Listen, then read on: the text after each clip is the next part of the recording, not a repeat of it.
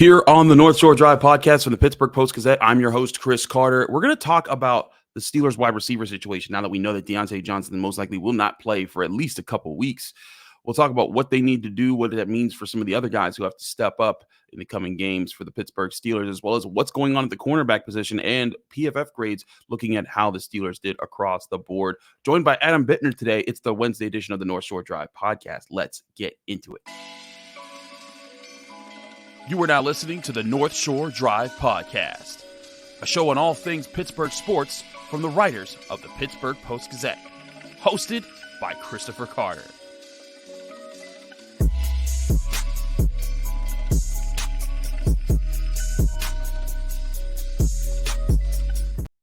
Hello and welcome to the North Shore Drive podcast from the Pittsburgh Post-Gazette. I'm your host, Chris Carter, joined by Adam Bittner, who's so nicely stepped in today. We were supposed to have Ike Taylor. He had to reschedule at the last minute, so we do apologize for that. But we are very excited to have Adam on, as he is on here all the time.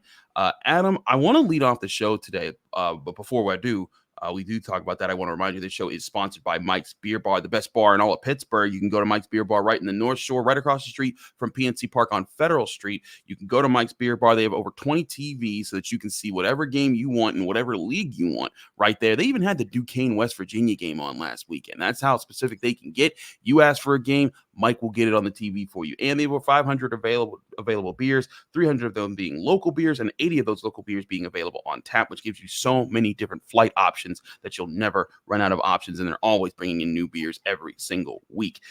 We'll have more on Mike's Beer Bar in a little bit. But Adam, Dionte Johnson's out. And I think Steelers fans are a little mixed on their responses to that, because there's some who feel that he's not that good because he's had drops in the past and because he didn't score a touchdown last year. But if y'all looked at the all 22 of you, or you just watched the game, that dude was getting open a lot on Sunday, regardless of how few times he was targeted or what passes were missed. He was an asset to the Steelers offense that now without, they're going to have to come up with some answers against a team with some really good cornerbacks with the Cleveland Browns. Yeah, I mean, in the grand scheme of things, I'm not sure how good Dionte Johnson is. Is he the one, the number one receiver that the Steelers need? I don't know, but he's the best that they've got, I think. Especially, I think he's the most consistent, of those guys. I understand why people love George Pickens. I love the potential with him. I think he's got a lot more potential than Chase Claypool had in that same spot for the Steelers. But, on an every down basis, the veteran savvy that Dionte Johnson brings to the table, I think is valuable. That's why they signed him to the contract they did last year. Obviously, there was some disappointing elements, not scoring any touchdowns last season, but I think it's a big loss, Chris. I think there's, really only two guys on this roster that have a ton of upside, and he's one of them. We'll see about Calvin Austin here, if he's got the tools to kind of step in, but I think it's a substantial loss for this offense. I think that's a guy who Kenny Pickett can trust, kind of a security blanket type of guy. And without him, I think it's going to be, a lot more difficult. I do agree it's going to be more difficult. It's going to put pressure on these guys. George Pickens, you can tell he's a better route runner, but he's still not the sharpest route runner that you'd want. He's better than last year, but he's not at a complete pace there. But he is taking steps forward. I think Allen Robinson did show an ability to get open. He led the Steelers in receiving yards in the game, and I think that his rapport with Kenny Pickett will be huge. But I think the guy that might be getting overlooked a little bit here is Calvin Austin, who, when I go back and watch what he was doing as a receiver, just to get open, and when he did get the ball in his hands, he was looking solid out there. He's still small, and he's still going to, be a guy that you kind of need to get in space and not let him get jammed up by bigger cornerbacks. But if the Steelers can find ways to use his speed on the field, that could be something that does at least add an element to the game that they don't normally have when he's not out there. Dionte Johnson is quick and he is a great route runner, but he doesn't have blazing speed. George Pickens is a great combat catch guy and has good speed, but doesn't have elite speed. Allen Robinson, in his age, he's again another good route runner, more of a slot guy, kind of like Hines Wardy or Juju Smith-Schuster, like with the way that he plays. But Calvin Austin is a pure burner who also has gotten sharper in his route running, and I think that he can be an asset to the Steelers. But none of this matters if Kenny Pickett does not see the field better. And we're going to get more on Kenny Pickett in the final segment here when we go over PFF grades and compare them to what things were being said. But I think the bottom line is these guys have to have the rapport with their quarterback, and I think they were getting open on Sunday, but Kenny Pickett either wasn't seeing them or wasn't getting the ball to them in the right spots. Heck, there was a play where Dionte Johnson was open 5 yards in front of the line of scrimmage, and with nobody in front of him heading into the end zone, and he was still missed. When you miss passes like that, you can't get to the complicated stuff because you can't do the simple stuff, and that's what they need is guys who can help make Kenny Pickett convert the simple things. Yeah, I think that's something that's sometimes hard to pick up on at home is, are people open downfield or is the quarterback just not seeing them? You can see it in the stadium, Chris. You can see it on the all 22 after the game, but during the game, sometimes it's hard to evaluate who, if you're at home and you're not seeing the full field, who's open, who's not. So I think that is part of the issue here is that it was hard for me to translate it just on the television screen. So I think it's valuable for people to hear, if you weren't there, what was really happening, on the field. Yeah, it is one of those tough things there. And I think this will be a very interesting thing because the Steelers, when they brought in this receiving core into training camp, the Gunnar Olszewski, he'll probably be active in this upcoming game. But I think that they brought them in thinking, hey, there's depth here that you can have an answer for it. Well, now your depth is going to need to answer for it, and you're going to need to see these guys step up. I think George Pickens, you saw him get a little frustrated on the sidelines in this last game. You saw him, not be able to, not be able to avoid the dumb penalty at the end of the game. Mike Tomlin kind of talking to him about it and being like, hey, can't have that from you. Now you kind of need him to kind of step up as the playmaker, but I still think that Allen Robinson can be the veteran leader of the group on the field. But either way, again, Kenny Pickett, he just has to find a way to connect with these guys. He barely did. He completed a high percentage of passes against the Niners, but none of the numbers that he was completing were not on the key downs or in the big situations where the Steelers had big plays drawn up for him. And they either fell incomplete or ended up in sacks or were interceptions there. Those are things that have to change before they play the Cleveland Browns, a team who Mike Tomlin praised a lot for their cornerbacks' abilities to stand up to the receivers of the Bengals, and that's Jamar Chase and T. Higgins and that group. So that's a pretty tall task that those corners did. Now they're going up against a receiver room that's missing its best route runner. I think that's going to be a big storyline going into Monday night. Yeah, absolutely. But to your point, I didn't write about this in the PFF grades post I do every week on Post-Gazette.com, but Calvin Austin graded out pretty well. He was the number 2 player on the entire offense, 70.5. That's a pretty solid grade. If he puts that up most weeks, he's going to be in that territory where Diontae Johnson was for a lot of last season, where he's been for a lot of his career. Diontae Johnson, a guy who's going to put up 80, 90 weeks. He does a lot of work in the 70s. So if Calvin Austin can stay in that 65 to 75 range, I think the Steelers can kind of kill the clock on this injury, get Diontae Johnson back, and then start doing damage to the rest of the schedule. Absolutely. I want to talk about the position for the Steelers that plays opposite of their wide receivers, and that's the cornerbacks, because Joey Porter Jr. Only saw 7 snaps in the game. And I want to talk to Adam about what might need to change for the corners moving forward, or if anything is going to change for the corners moving forward after they got ripped apart by Brandon Ayuk and the 49ers. We'll do that on the other side of this break here on the North Shore Drive podcast on the Pittsburgh Post-Gazette. Chris Carter, Adam Bittner breaking things down. But before we do that, I want to remind you this show is sponsored by Mike's Beer Bar, the best bar in all of Pittsburgh, and the place that you absolutely have to go to if you're on the North Shore, and that's including Monday night when the Steelers take on the Browns. Just go to Mike's Beer Bar. It's across the street from PNC Park, right on Federal Street. You can go there, watch any game on TV. They have over 20 televisions. They cover tons of sports, whether it's football, college football, Pirates, Penguins, Riverhounds, Premier League, any sport that you want all year long, they're going to have on their TVs. And the best thing is that you can enjoy every type of beer you can imagine there, with 500 different available beers at all times, 300 of those beers being local, and 80 of those local beers being available on tap. And when you go there, you got to try out a flight where you can switch up all your different options and try the large ranging different styles of beers. And when you do that, you're never running out of favorites, because trust me, I don't, and I'm there all the time. You can also try out their steak on a stone for an awesome meal where you choose choose how you want your steak cooked with a heated stone right in front of you as you enjoy a night out in Pittsburgh. Come to Mike's Beer Bar and get your sports fix and experience the best bar in Pittsburgh. And tell them Chris sent you.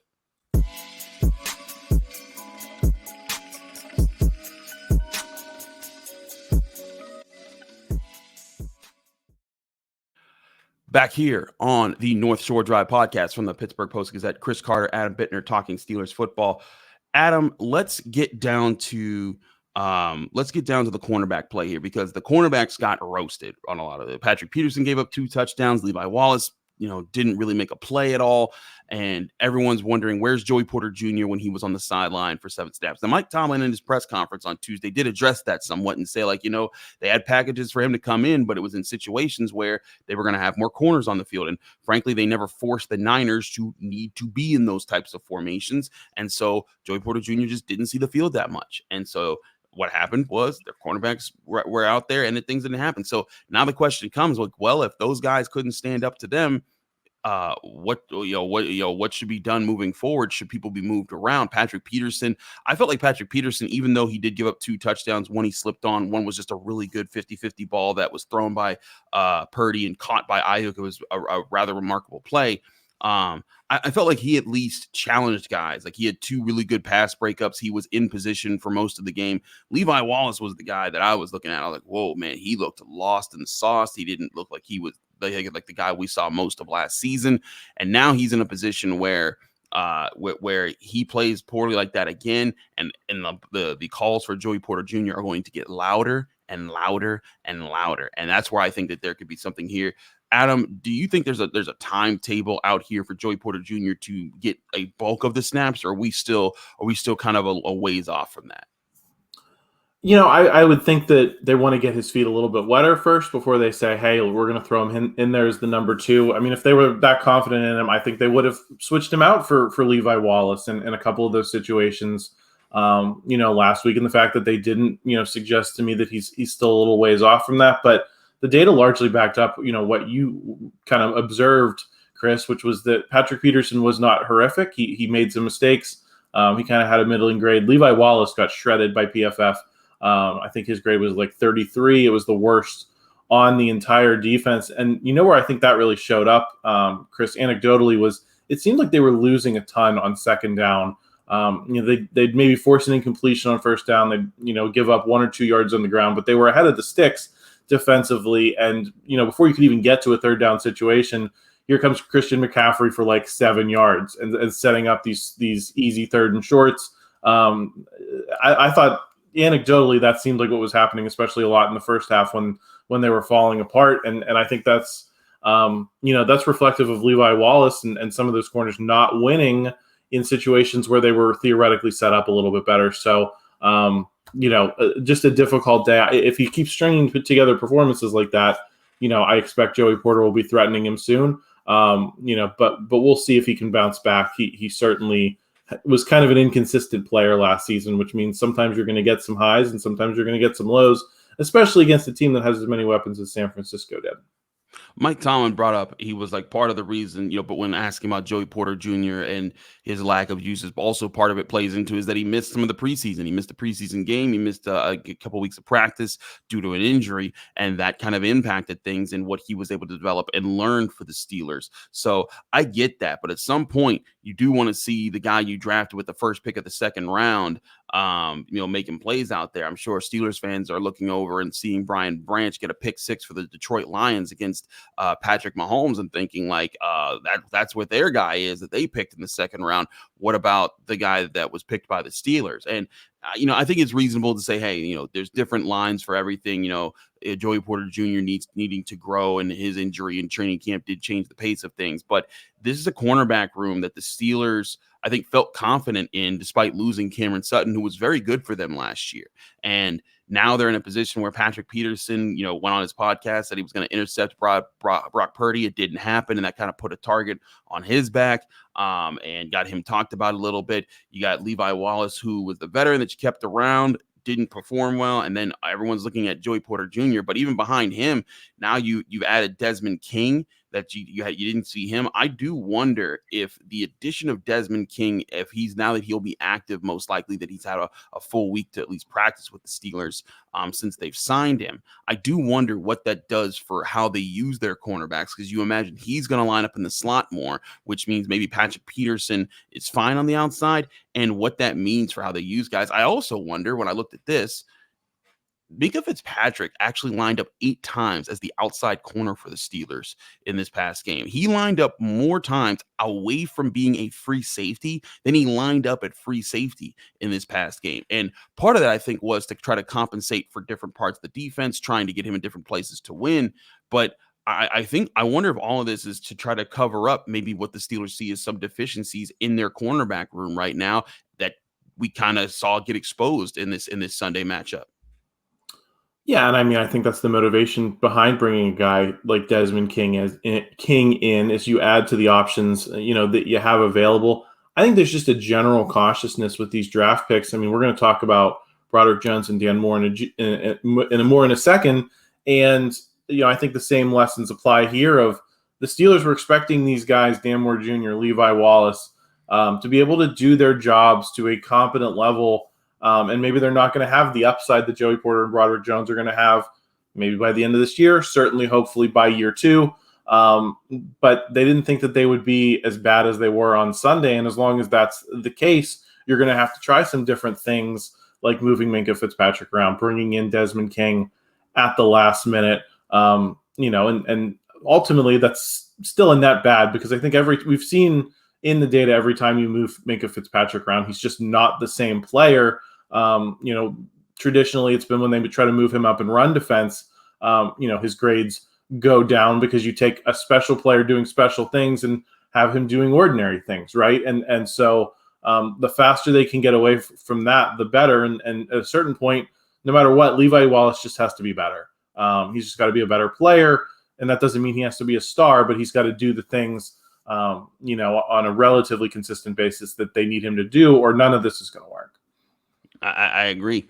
They need him to step up. Again, he wasn't a bad cornerback last year. He's actually a good one. He had 4 interceptions. He was reliable. He wasn't consistently picked on last year. There were some games that certainly teams got the better of him, but I think that by and large, he was one of the guys that limited big plays against him. And then Sunday, he turned into one of the guys the big plays are being made against, even in the run game. I mean, the Christian McCaffrey run that broke for 60-plus yards and a touchdown, it started with Levi Wallace missing in the hole, taking a bad angle and then having a bad approach and trying to tackle McCaffrey in the hole. And that allowed him to kind of break to the sideline. And then it became a race down the sideline. And races with Christian McCaffrey, you don't often beat him in. So I think that part of it is positioning being better. And again, all this comes back to the Steelers need to play the style of football that they've desired to play. They need to actually execute. I go back and I look at this game. There were several things they could have done that would have made this at least a better result. If not a win, at least making this a more competitive football game. And these aren't crazy things. These are very reasonable things. These are things that if they do on both sides of the ball, understanding how to attack different offensive fronts, understanding when to throw the ball to the right guys in the right coverages, things that Kenny Pickett did at the end of last year and did all throughout training camp and preseason, weren't being done in this game. And it makes me wonder, how much of this game is something that will linger on, or if this was a one-off and the Steelers just need to get back into a groove moving forward. But we'll look across the board and who needs to get back into a groove as we go over Adam's talking about the PFF grades and how they saw the Pittsburgh Steelers, all here on the Wednesday edition of the North Shore Drive podcast. Chris Carter, Adam Bittner breaking things down. But first, I want to remind you this show is brought to you by Game Time. Buying tickets to your favorite events shouldn't be stressful. That's why Game Time is the app that's here for you to give you a fast and easy way to buy tickets for all the sports, music, comedy, and theater events near you. With killer deals on last-minute tickets, they have a best price guarantee that can't be beat, so you can stop stressing over the tickets and start getting hyped for the fun that you're about to have. The Game Time app allows you to book tickets even up to the last minute if you didn't plan out far out in advance. That's where they give you exclusive flash deals for anything, and that comes to Steelers games, Pirates games, Penguins games, basketball games, concerts, comedy, theater, anything near you, Game Time most likely is going to have a ticket that you can get in. And the best price guarantee from Game Time means that if you find tickets for the same event in the same section in a row for less somewhere else, Game Time will credit you 110% of the difference. Snag the tickets without the stress with Game Time. Download the Game Time app, create an account, and use code PITTPIT for $20 off your first purchase, or go to the website gametime.co. Terms and conditions apply. Create an account and redeem code PITTPIT for $20 off. Download Game Time today. Last minute tickets, lowest price guaranteed.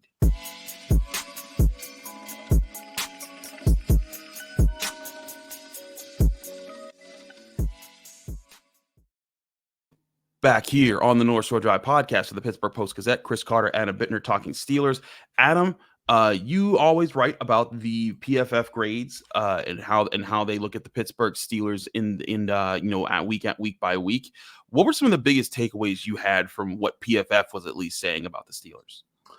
I feel like I should preface this, Chris, before I dig into it with, it's not gospel. It's one, person's observations of the game. I like that there are data points and that it's not just all anecdotal. And, oh, man, I saw that guy got picked on in that one play.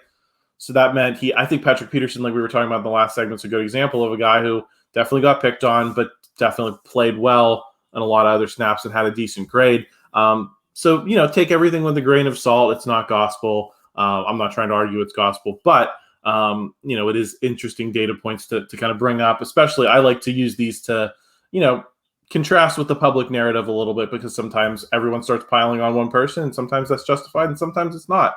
But anyway, with that disclaimer out of the way, the thing that stuck out to me, the thing that I led with, is that Kenny Pickett's grade was not, I think, commensurate with where people thought he played on Sunday. I think it's largely a function of he threw the ball 43 times.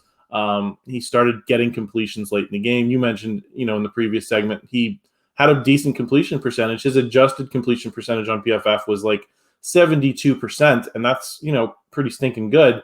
The problem was he wasn't making the plays that he needed to keep the Steelers in the game in that first half. And the throws that mattered, he was not making. He was not seeing his receivers. And so that's why I think the grade settled out about 55. It was better than a lot of guys last week, better than Josh Allen, better than Joe Burrow, better than Bryce Young. Funny thing, right? Right.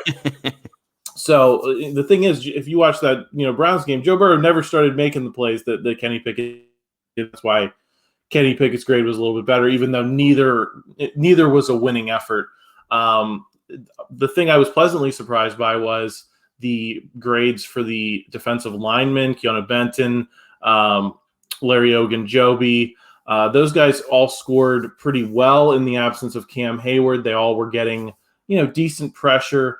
I think that's a good sign as you look toward, are they going to be able to navigate this injury the same way they did, TJ Watt getting hurt last year, where it felt like there was a huge drop off in production and that affected the bottom line a lot. Maybe the Steelers have built enough depth here. It's only one game, but I think it was pretty encouraging that they got some pretty solid scores.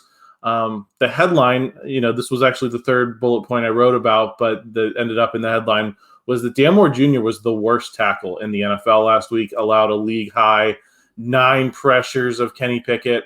You and I were talking off air here a little bit about how, the offensive line as a whole played pretty decently, but PFF hated what Dan Moore Jr. did the other day.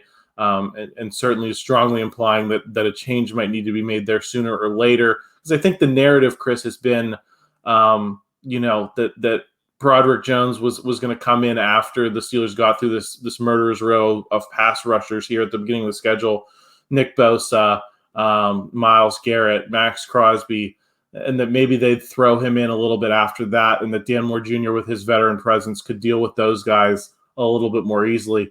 That's really not, what the data said on Sunday. So I'll be curious to see how they handle that moving forward.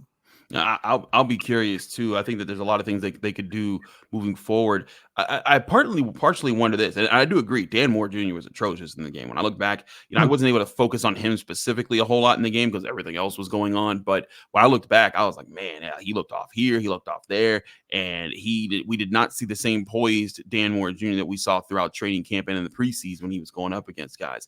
But I will say this. I looked at that and I maybe wondered if part of it was, they focused on him just getting ready to face Nick Bosa all time. And to be truthful, the Steelers did a great job neutralizing Nick Bosa. He was like a non-factor. I think he caused one holding play the entire game. He had one tackle, never got to the quarterback.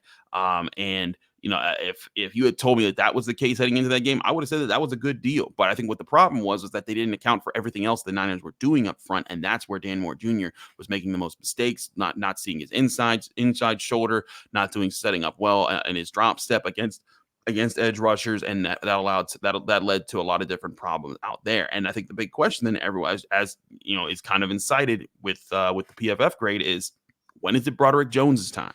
When is he going to get a chance? We've seen Darnell Washington. He was the only person they got like a fair amount of snaps as far as the rookies, and in doing so, he still wasn't targeted, and I think that's also a problem because he was actually open a few times throughout the game.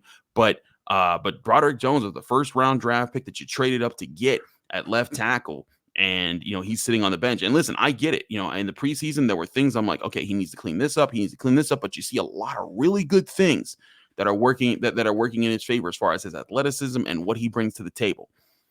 But he has to be able to be ready with the small things. And Dan Moore Jr., at least leading up to the season, looked like he was ready to do those little things, whether it was hand technique, foot technique, understanding communication and what responsibility you have against different fronts. Those type of things Dan Moore Jr. on his side, because hey, he started 2 whole full seasons in the NFL. But if he can't do those little things, then that's the one thing that's on his side that puts him over Broderick Jones. At that point, you might be sitting there saying, you know what, just put in Broderick Jones, because at least he'll learn and grow as the rookie that you want him to and get the experience that you need so that he can grow faster into the NFL and adapt to what's needed. Then the other question is, now Mike Tomlin did dismiss this as far as it being a long-term injury. Chukwuma Okorafor is in the concussion protocol. Now, Mike Tomlin did kind of indicate they kind of expect him to be back later in the week. He'll probably miss the first couple practices of the week. But if he's not ready to go, Dan Moore Jr. has to move to right tackle. And I thought he looked just as bad. He looked even worse at right tackle than he did at left. And so that could be part of the challenge here is trying to find a home for these guys and seeing who settles in at their positions. Yeah, it's just the cautiousness remains interesting to me, Chris, given that you mentioned Dan Moore Jr. came in with much less pedigree than Broderick Jones did. They were in a winner go home season with Ben Roethlisberger, that they were putting it all on the line, and they were comfortable running him out at tackle. I mean, granted, did they have better options? I don't know, but he was thrown right into the fire. And here we have a guy they traded up to get, and you're playing cautious with him. I'm not saying I think it's wrong. I just think it's interesting that that's how things are unfolding, and not just at that position. It just seems like they're being very deliberate with these guys and trying to avoid situations where they might fail in ways that I don't know that they were worried about in the past. And I just wonder, what has changed philosophically there, because that's kind of the observation that I've had so far.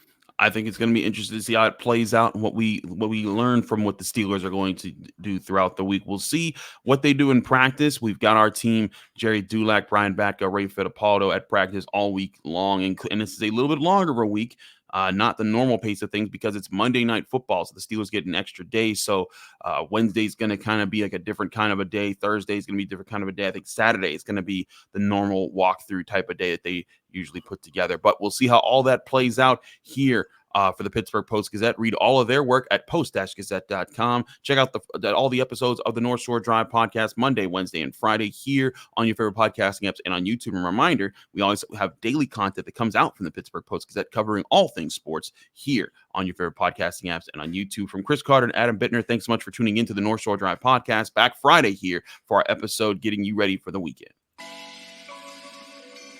Thank you for tuning in to another episode of the North Shore Drive podcast from the Pittsburgh Post-Gazette. If you watch this video on YouTube, please like the video and subscribe to our channel. For 3 months of digital access to post-gazette.com at 99 cents, click the link below in the description.